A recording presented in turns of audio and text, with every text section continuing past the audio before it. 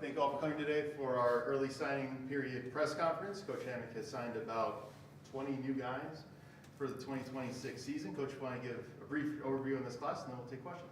No, how you guys doing? Good to see you. Obviously, signing day was yesterday. Had a great signing day. Obviously, roster construction is an ongoing process. This week we've been having exit meetings with our players. That process has obviously been going good. I feel like we have a good foundation on our team. A lot of guys coming back that we feel good about, but also looking for ways that we can continue to build our team as we move forward. So yesterday was a good start on our team. Obviously, we always want to look forward to building our team with high school student athletes first, and yesterday was just the tip of the iceberg. One thing about us, we trust our eyes in the evaluation process and feel like, we put a lot of work and thought into how we evaluate, why we evaluate, and the way that we evaluate. And the way that this class came together, our 2026 class, we had 23 high school signees. We wound up signing 2 young men from junior college, and then up until this point, we've signed 2 transfers already. So 13 guys was on the defensive side and 14 guys on the offensive side, 14 from 14 different states. So the great thing about this class, 17 kids are mid-year, which gives us an opportunity to add depth and competition on our roster, and then sign 2 transfers already. We're looking to sign probably 2 more probably today, and then a couple more as we go in early January. So just talking through some of the kids that we was able to sign yesterday. Christian Hawkins, a cornerback from Montini Catholic, felt really good about him throughout the process, a 2-way player, but he's going to play cornerback for us, bring speed and versatility. Had a chance to really get to know him throughout the process.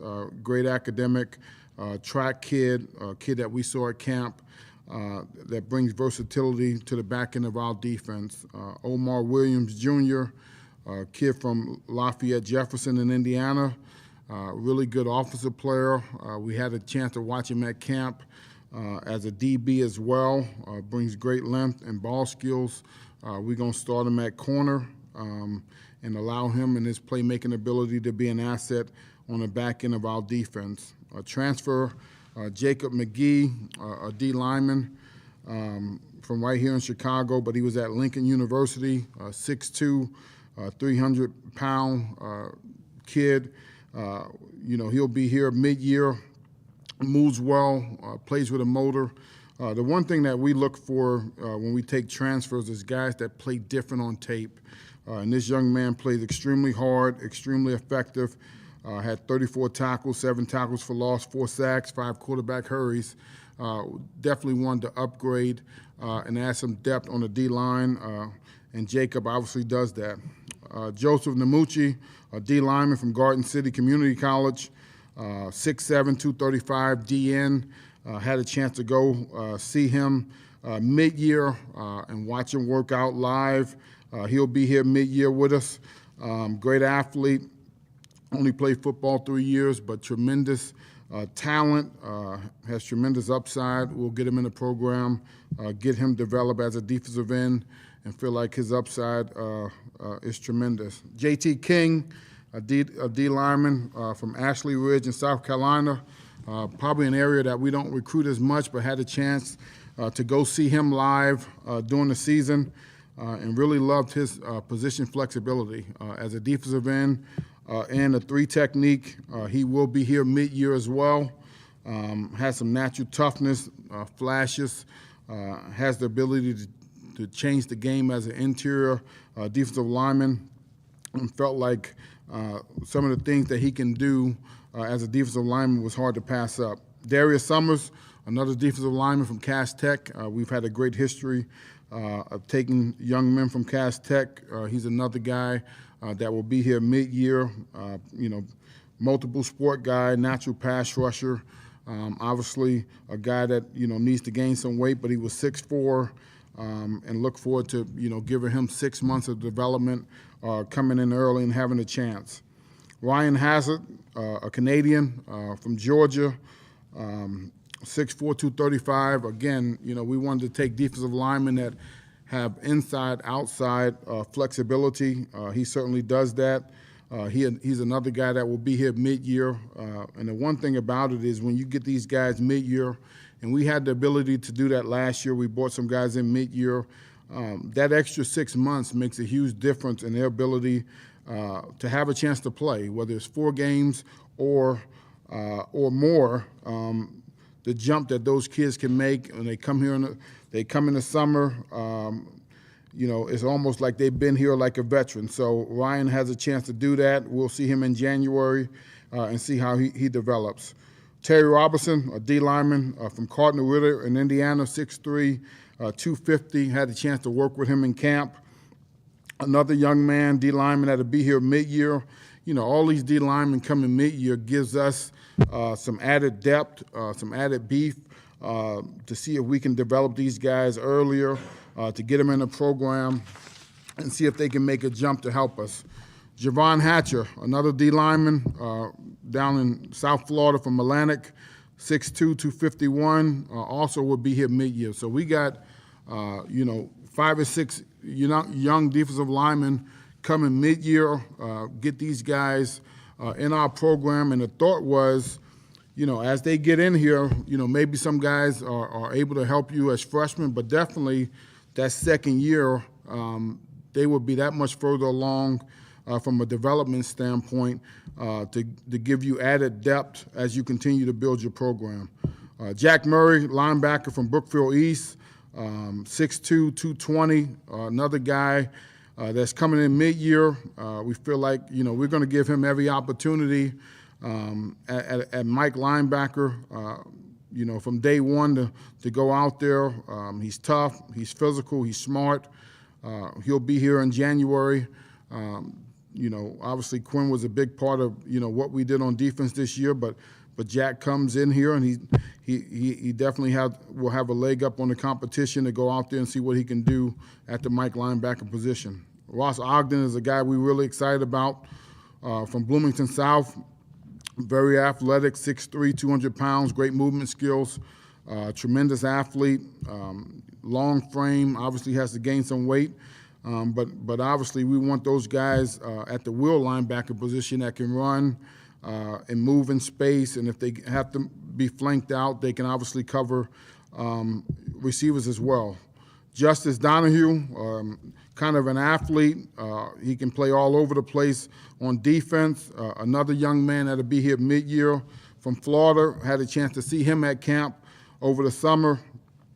Track guy, athletic player, played offense and defense. He's going to start on the defensive side for us and feel like he will be a nice player at multiple positions, whether it's safety, whether it's nickel.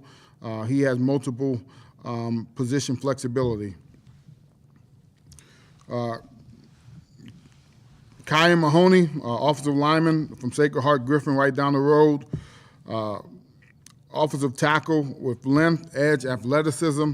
Obviously, Coach Meadows, he does a phenomenal job with our offensive line recruiting, and this is a guy he identified early in the process of somebody that we felt, is the type of lineman we want in our program, 6'6", 260. Obviously, the frame and the length and the athleticism to gain weight. And we feel like, our offensive line class that we were able to sign this year is one that we feel like is going to be a foundation for a long time to come. Brandon Petzel, offensive lineman, Mankato East, 6'8", 280.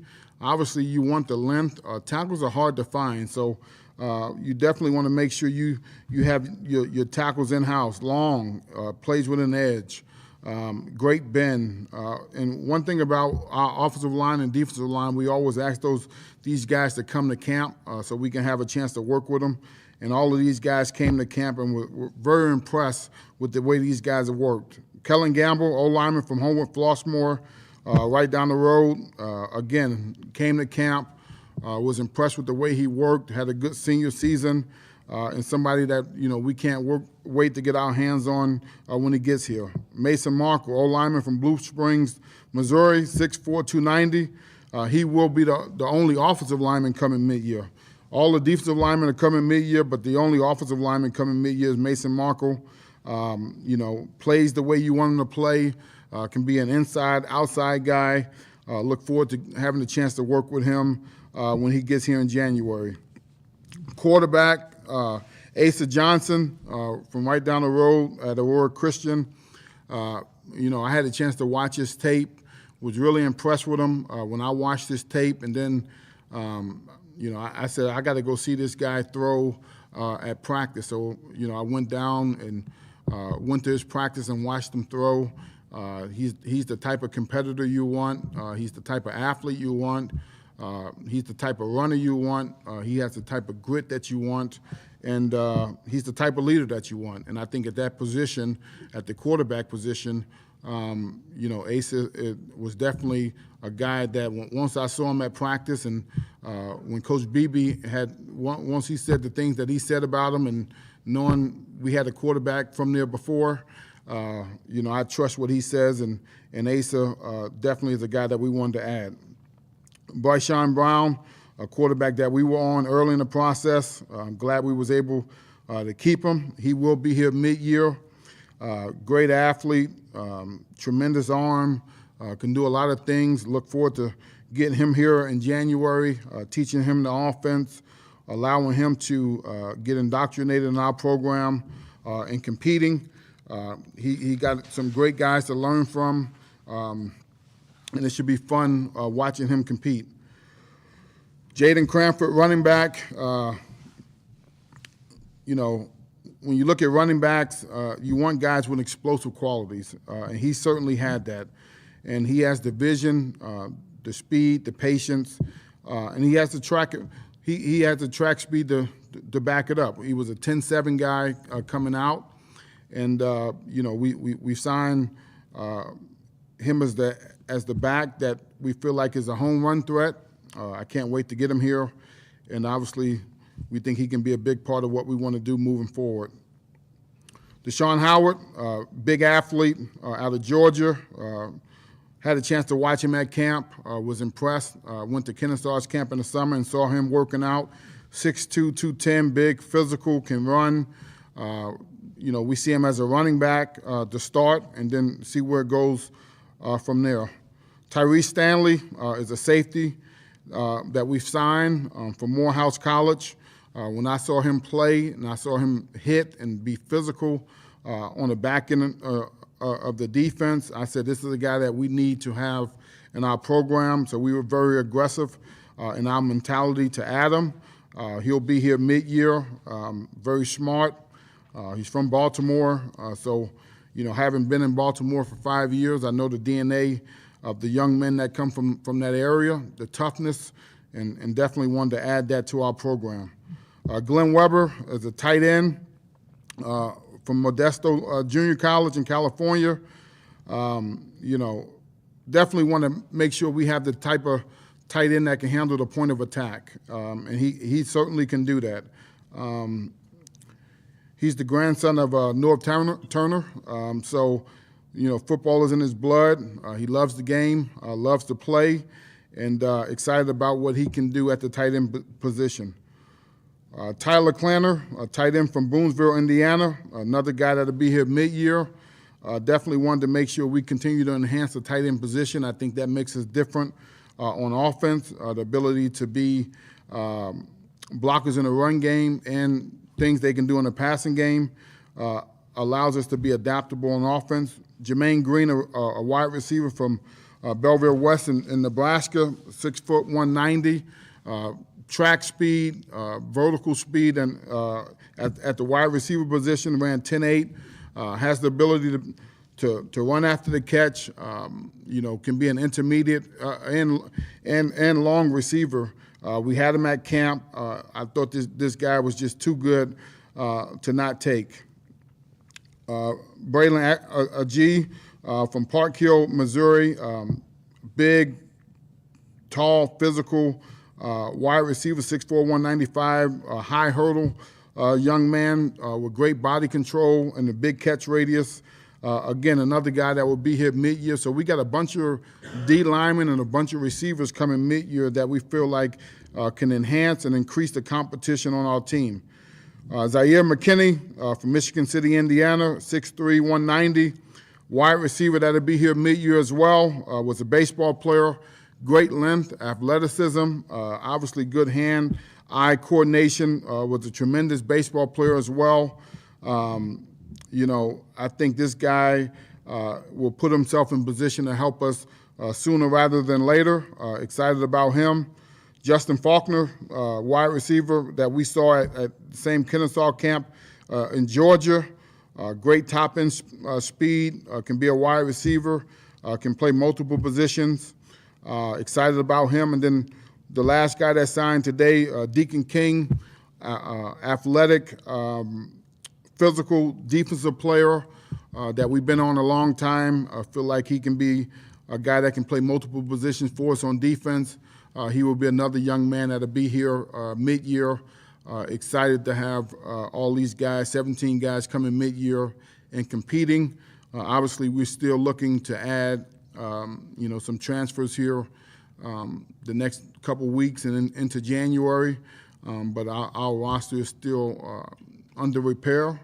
We will continue to add and look to build before the second semester starts. Yeah, the offensive line group. Obviously, you said the having them here in January is a big deal, but you said only one lineman's making it. So just how a lot of these linemen seem like weight-wise they're already there. Their height, their weight. So just how are you liking this line group, and how much of a setback, if at all, do you think them not being in here, hurts the competition element for them? Yeah, I think for us, offensive line, we have a lot of returning offensive line guys on our team returning. So from that standpoint, I feel like we're in great shape offensive line-wise. We're only losing one offensive line on our current team. We have one senior, Evan Malcor. Everybody else is returning. So now we bring in a new group of offensive linemen, incoming freshmen. We really needed to address our defensive line because we had a bunch of seniors that are leaving. And so for us, how could we creatively add incoming defensive linemen? And so our plan was to add young mid-year freshmen and then add some transfers mid-year to create the type of depth that you need to try to plug some holes. Then, with the running backs, only it looks like 2 running backs. Does that mean you're pretty confident? Not just the guys, obviously, that you have in the room, but they're, staying in between the guys that are staying, whatever you're able to get in the portal, that you're good with what you have. Yeah, we have really good running backs in our program. So I'm very confident in the backs in our program. I feel, we have very capable backs that can be 1,000-yard backs when they get the opportunity to play. And at this point, we're not looking to add another back in the foreseeable future. With a lot of the guys that you mentioned, it felt like the running theme is, I've seen them in camp.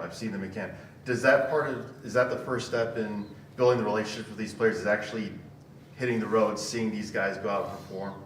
Well, I think for our process, the live evaluation is a big part of our recruiting process of how we get the information.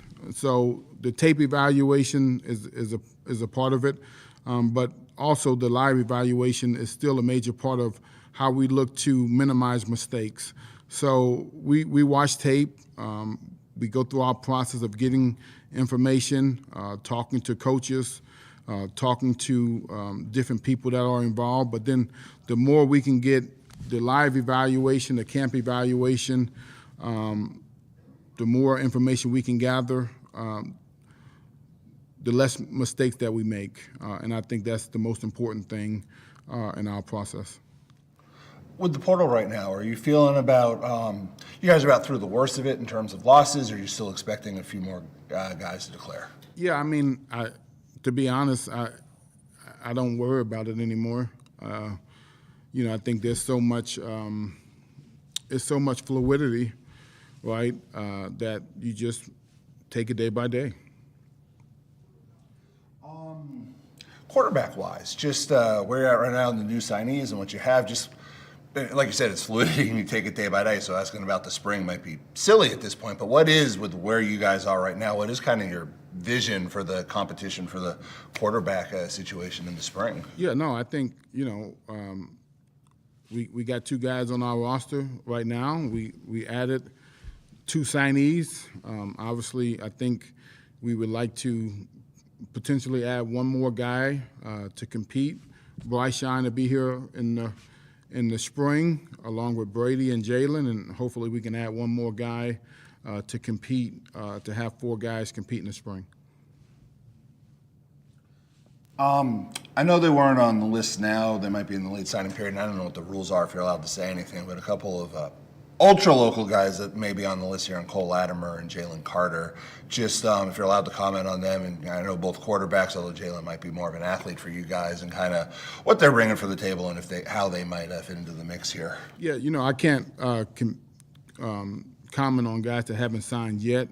Obviously, there are different signing periods and get into school. So, when those guys get into school, then I will comment on them at that time. Coach, when you started your tenure, there was a lot of talk of, when you were recruiting offensive linemen, you also like guys who wrestle, guys who can play multiple sports that can kind of build on what they do on the football field. Looking at a lot of these guys, the track guys who play baseball, clearly there can be some transference of what they can do on the field in other sports to what they do in football. Is that still your mentality, trying to find these guys who are dual sport athletes? Yeah, no, I love guys that play multiple sports. I think that's important. I think there are a lot of transferable skills that translate. Guys that like to compete at different things. People that specialize in one sport, I think, sometimes it gets hard, right? When you dealt with adversity, how do you respond? But the transferable skills, like when you play, when you wrestle, right, there's natural body leverage and body position, and especially for offensive linemen and defensive linemen, I think those things show up. And those are some of the things that we're going to try to incorporate in our off-season training. Leverage position and being able to readjust and readapt. Especially for defensive linemen, like splitting double teams, right? We had Cade Haberman last year. Cade Haberman was a phenomenal wrestler, but also he was also phenomenal at splitting double teams, which he understood leverage. He was a state championship wrestler, so splitting a double team for Cade Haberman was a lot easier than some of these other guys splitting double teams. So. Those type of things you look for in the recruiting process. Zaire McKinney, a wide receiver we signed, is a great baseball player, which means he has great hand-eye coordination.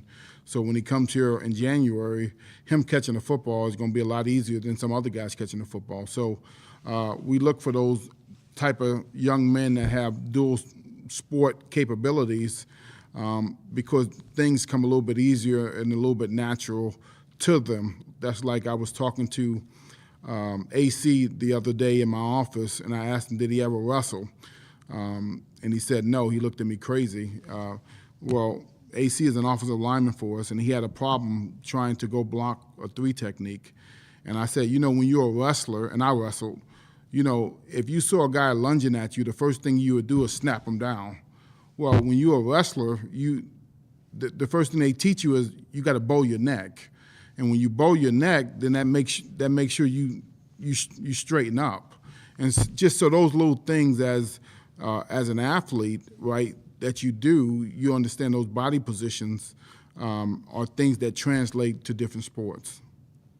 Coach, in the past, you've mentioned that you really like the recruiting process, going in, meeting a young man, meeting the family, getting to know them.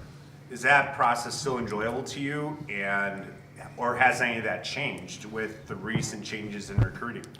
The process has completely changed. I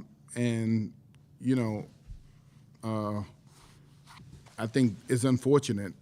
So it's changed to the point where now you see high school kids with agents, and I don't know what that means. I spent most of my career without an agent. So for a high school kid to have an agent, the most important people in your life are your parents.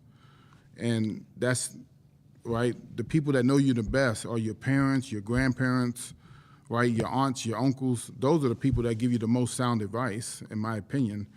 And so those are the people that you lean on when you're trying to make a decision. So I think that's what's getting lost in the process of recruiting. And so we had a group of families in one weekend, and I said, what is recruiting now? Is it relationships or transactional? And what is it? So you got to be very, very careful how you answer that question. Because I've been in the NFL. In the NFL, if it's transactional and you make a mistake, what happens? So you have to be careful. So I just think,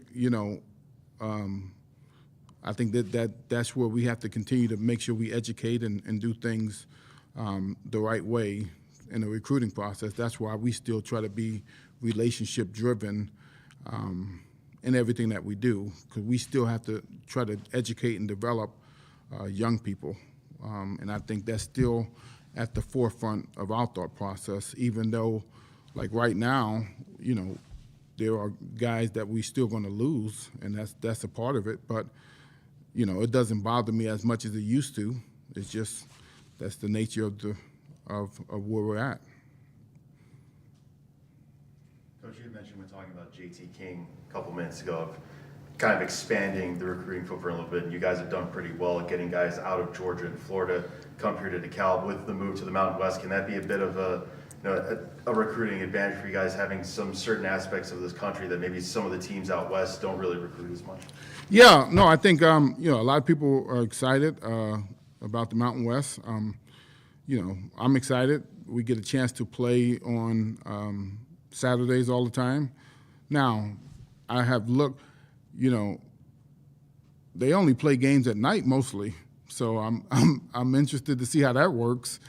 I see a lot of games at 9 o'clock at night. So, but everybody knows, those teams when they play, they on TV, but they want that exposure. And I think JT was a great example of a young man that obviously he knew about us and where we were going, and wanted an opportunity to compete in the Mountain West. And he's a guy that gives us the ability on the defensive line to really enhance and be disruptive at two positions up front. Hey. I'm good. All right.